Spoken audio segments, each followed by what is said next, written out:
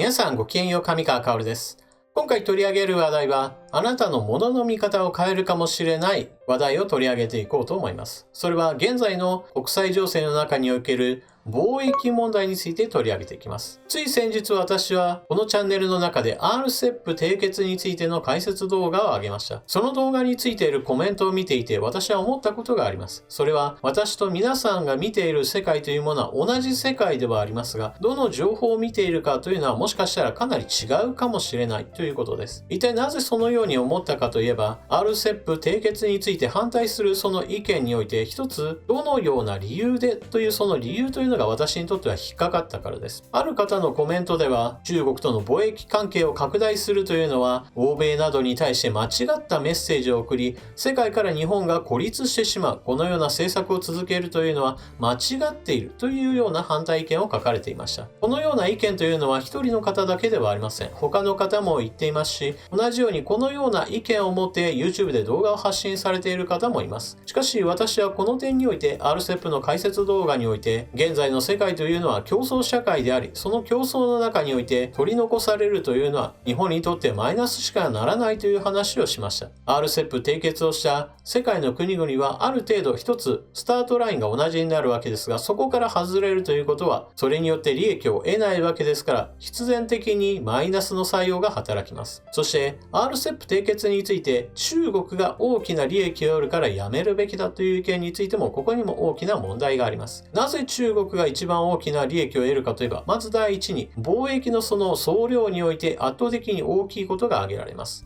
例えば RCEP 締結によりその貿易額もしくは利益などが 10% プラスアルファされるというような前提をしましょう。もちろんこの 10% というのは全くデタラメな話ですが、あくまでも話を理解するためのものだと思ってください。3つの国があるとします。A と B と C、その3つの国々においてそれぞれ貿易で100億円の利益を上げている国、1000億円の利益を上げている国、そして1兆円の利益を上げている国、この3つがあるとします。その時同じように 10% の利益が加算されるとしたら、それぞれ3つの国々においてその利益の純粋な値というものはもちろん大きな差がつきます。このような理論をもってして中国に一番利益が与えられてしまうのだから、日本はこのような RCEP に加わるべきではないという意見です。しかしこの理論には大きな欠点があって、じゃあ日本が加わらないことによってその 10% 分の利益をわざわざ自ら捨てれば、その分だけ中国との差が開いてしまい、その国力の差というものが今後も毎年のように積み重なっていくことをどう考えるのかという点です。私はそのような差が毎年のように開いていくという状況は決していいものだとは思いません。また RCEP 締結について反対するその意見において、アメリカやヨーロッパが日本の行動を見て批判する、だから世界から孤立してしまうんだといった意見をしているわけですが、ここにも大きな問題があります。まず第一に、世界から日本が孤立してしまうというその意見の元となっているのは、アメリカやヨーロッパの国々が中国に対して今政治的、外交的、そして軍事的な拡張に対して批判を浴びせている。だから彼らは中国との貿易を今引き締めているということを前提として、日本も同じように引き締めるべきだという理論に至っています。ところが現実は全くそうではないということを今回はお伝えしましょう。米中冷戦で今まさにアメリカと中国との間には対立関係があるわけです。そして香港問題やチベット・ウイグル問題、様々な人権問題が発生し、ヨーロッパからも数々の批判の声が上がっています。そのような状況下で経済状態を表す貿易額にはどのような状況になっているのか。今回取り上げるニュースというのは EU 側から見た中国との貿易額、そして中国から見た世界各地との貿易、そして最後にアメリカと中国との2国間における貿易状態について見ていきましょう。世界は中国を批判し、それによって中国の貿易額が下がっているはずだと思っているとしたら、今回のニュースというのはあなたの見方をきっと変えるはずです。それではニュースをどうぞ。中国が EU の最大貿易相手国に1から8月の貿易総額3747億ユーロ。EU の統計局ユートスタットはこのほど EU に加盟する27カ国について、主要貿易相手国との貿易額が軒並み大きく落ち込む中、1から8月の対中貿易額が前年同期比 2.5% 増の3747億ユーロに達したことを明らかにした。 EU 貿易総額の約 16% を占め、中国は EU にとって最大大の貿易相手国となった。欧州経済は第3四半期に前四半期比で大きく回復したとはいえ、多くの欧州企業にとっては需要不振やサプライチェーンの停滞、資金圧力の増大など、新型コロナウイルスによる経済の冷え込みがまだ続いている。ただ幸いなことに、他に先駆けて立ち直った中国市場がぬくもりを与えてくれている。スイス時計協会によると、スイスの9月の中国大陸向け時計輸出額は前年同月比 78.7% 増だった。一方、アメリカやイギリス、日本など、その他主要市場向けの輸出はいずれも 10% 以上減少した。同協会は中国市場について内需の回復が続き、高級品消費が急速に伸びているとの見解を示す。新型コロナ感染症の流行が続き、欧米の需要が急速に減退する中、中国の消費市場は着実に回復しており、欧州企業の売り上げに対する重要性が一段と鮮明になっている。ドイツ自動車大手のフォルクスワーゲンは先日発表した第3四半期決算で、中国は同社にとって最大の単一市場だと説明。自動車市場の持続的な回復の主な推進力でもあるとした。同社の中国での自動車生産台数は第2四半期から回復し始め、第3四半期は中国の新車納車台数が前年同期比 3% 増加した。ドイツ高級車メーカーのダイムラーは1月から9月の売上高が前年同期比 14% 落ち込んだと発表。そのうちヨーロッパと北米での売上高は 13% 減、20% 減となった一方で、中国の売上高は 7% 増加したことを明らかにした。また、フランス化粧品大手ロレアルの第3四半期決算によると、西欧や北米、中南米、アジア太平洋地域で販売がいずれも減少したのに対し、1から9月の中国大陸での販売額は前年同期比 20.8% 増となった。これは新型コロナウイルス問題によって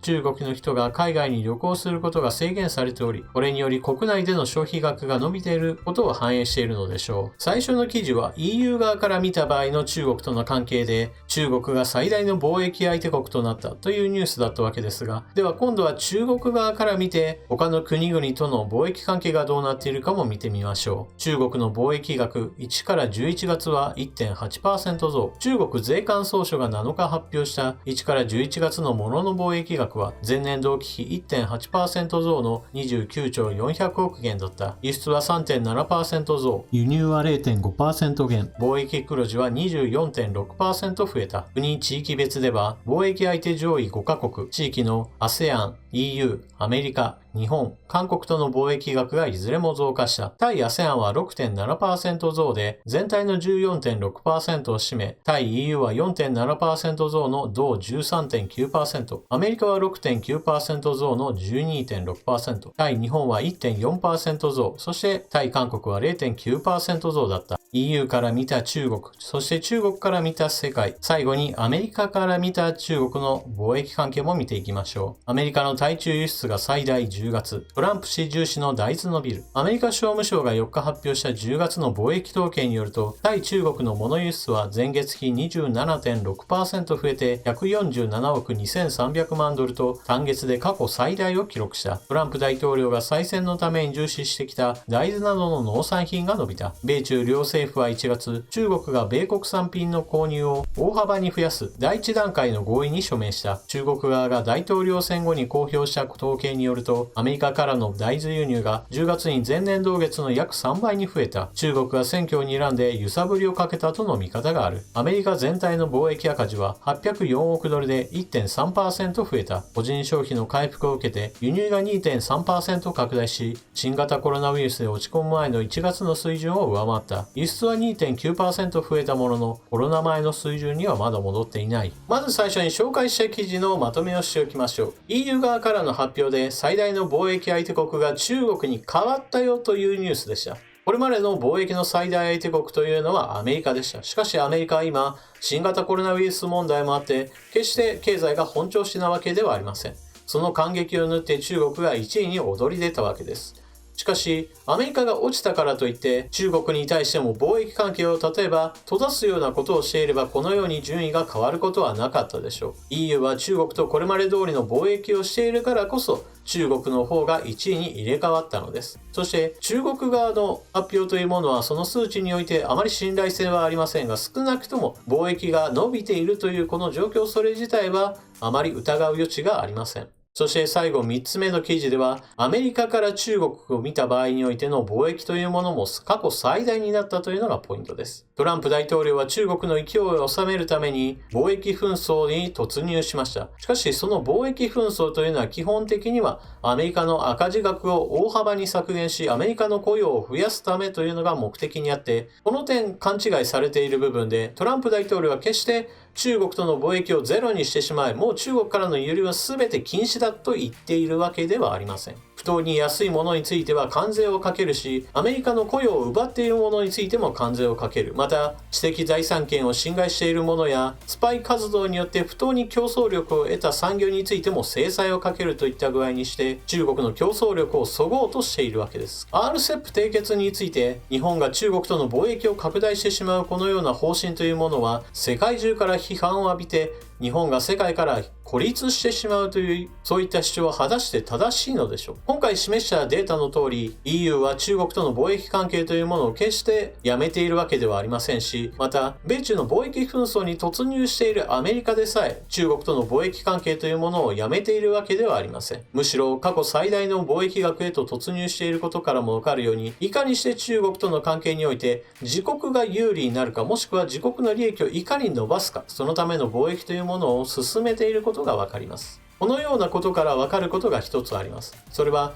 世界というものは善悪だけで全てが割り切って動いているわけではないということです。中国共産党によってチベット、ウイグル、内モンゴル、香港、その他にも宗教への弾圧や非共産党員であれば全てが人権蹂躙の対象になってしまう、そのような中国共産党の政策、それらは世界のどこの国から批判を受けても当然のことと言えます。そして実際、世界の国々ではそれぞれ批判の強さ弱さというものに差はあるものの、多くの国々から批判もされています。中国がスパイやもしくは買収などを駆使して世界の競争のトップに走ろうとしている分野については一つ特徴があります。その分野を制することによって地球規模でのビジネスを展開することができ、世界中から富を集めることができる、もしくは安全保障上において他の国よりも圧倒的な有利な立場を手に入れることができる。そうした分野において中国は国家として非常に力を入れています。だからこそ中国はアメリカの覇権に挑戦していると言われているのです。それらの分野というのは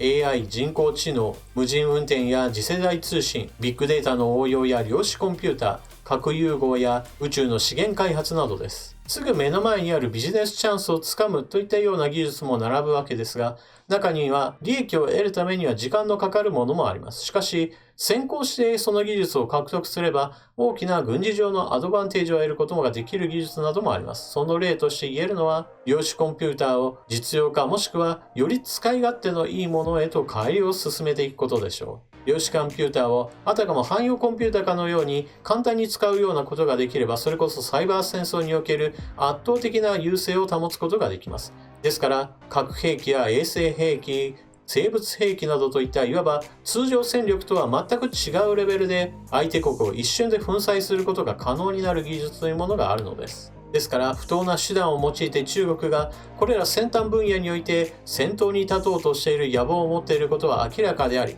そのような野望をくじくためにもアメリカは次世代通信の分野においてはファーウェイの世界進出に待ったをかけていますし、中国の半導体技術というものが自立しないように今は制裁をかけ始めています。ところが一方でそのような分野以外であればどうなっているかといえば、中国というものは人口が10億人以上の巨大市場であり、それによって欧米企業というものは大きな利益を得ようとしているわけです。ですから日本が RCEP 締結によって中国との貿易を拡大する方向にあったとしても、それは欧米企業と実は同じ方向を向いているのであり、批判の対象とはなり得ないのです。現に今回紹介した記事のように、それぞれ各国中国との貿易関係というのはこれまで通り続けられていますし、むしろ拡大する傾向にもあるのです。対中国政策というのはこのように政治や外交の場面においては対立していることが多々ありますし、今後も続くでしょう。しかし一方においては経済問題というものは全体として各国が利益をいかに拡張するかという競争に入っています。今回の話を聞かれて皆さんはどのようなことを考えたでしょうか。ぜひともコメントしていってください。それでは動画を最後までご視聴いただきありがとうございました。チャンネル登録していない方はぜひともチャンネル登録を。そして動画を見終わったらコメントを書き込みぜひともよろしくお願いします。それでは次の動画でまたお目にかかりましょう。またね。